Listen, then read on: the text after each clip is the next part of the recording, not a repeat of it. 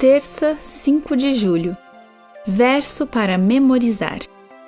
Amados, não estranhem o fogo que surge no meio de vocês, destinado a pô-los à prova, como se alguma coisa extraordinária estivesse acontecendo.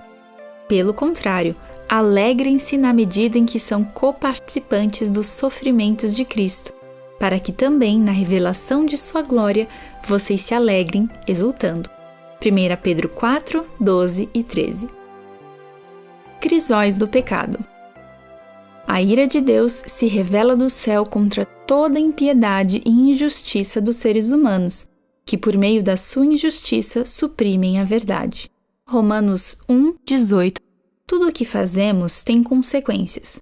Se você permanecer ao sol forte com um sorvete, ele vai derreter. Causa e efeito andam juntos. Não importa quanto queiramos que as coisas sejam diferentes, com o pecado ocorre a mesma coisa. Ele tem consequências. Deus não se assenta no céu imaginando que coisas terríveis pode fazer as pessoas que pecam.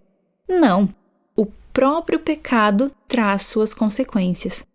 O problema é que muitas vezes pensamos que de alguma forma podemos enganar a Deus e pecar sem experimentar as consequências. Isso nunca acontece. Paulo deixou bem claro que o pecado tem consequências não só para a eternidade, mas resultados dolorosos e angustiantes também no presente. Ouça Romanos 1, 21 a 32.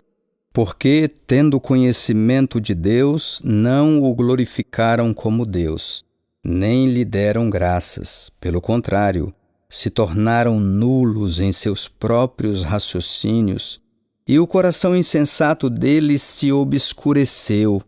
Dizendo que eram sábios, se tornaram tolos, e trocaram a glória do Deus incorruptível por imagens semelhantes ao ser humano corruptível, às aves, aos quadrúpedes e aos répteis.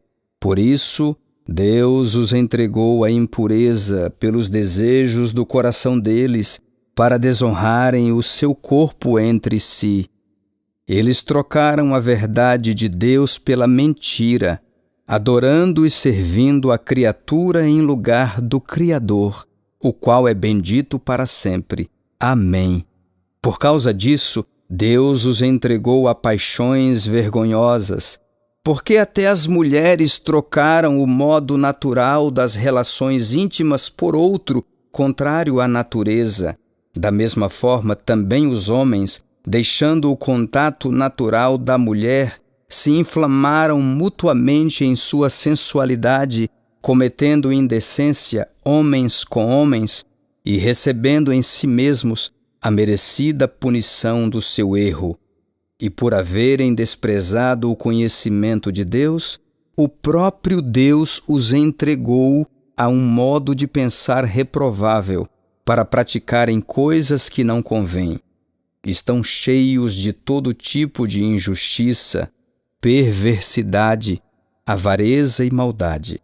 Estão cheios de inveja, homicídio, discórdia, engano e malícia.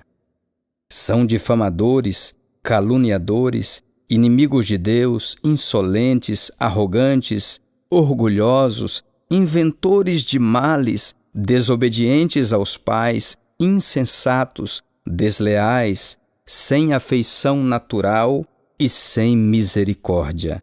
Embora conheçam a sentença de Deus, de que os que praticam tais coisas são passíveis de morte, eles não somente as fazem, mas também aprovam os que as praticam. Pergunta 5. Na passagem que você acabou de ouvir, Paulo falou de pessoas que caíram do pecado e das consequências dessa escolha. Qual é a essência do que o apóstolo disse? Levando em conta especificamente as fases do pecado e as consequências dele. Alguns versos antes, Paulo descreveu essas consequências como a ira de Deus. A ira divina nessa passagem é simplesmente o ato divino de permitir que os seres humanos colham o que semearam.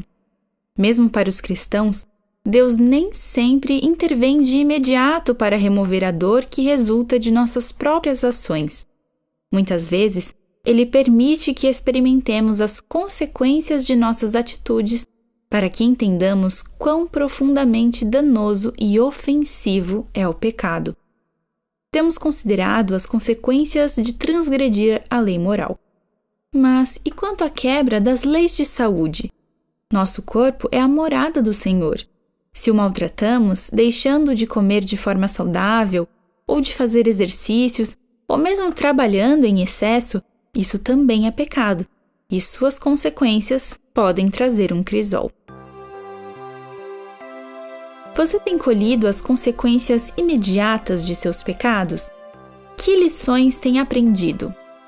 Que mudanças deve fazer para não passar por algo semelhante novamente?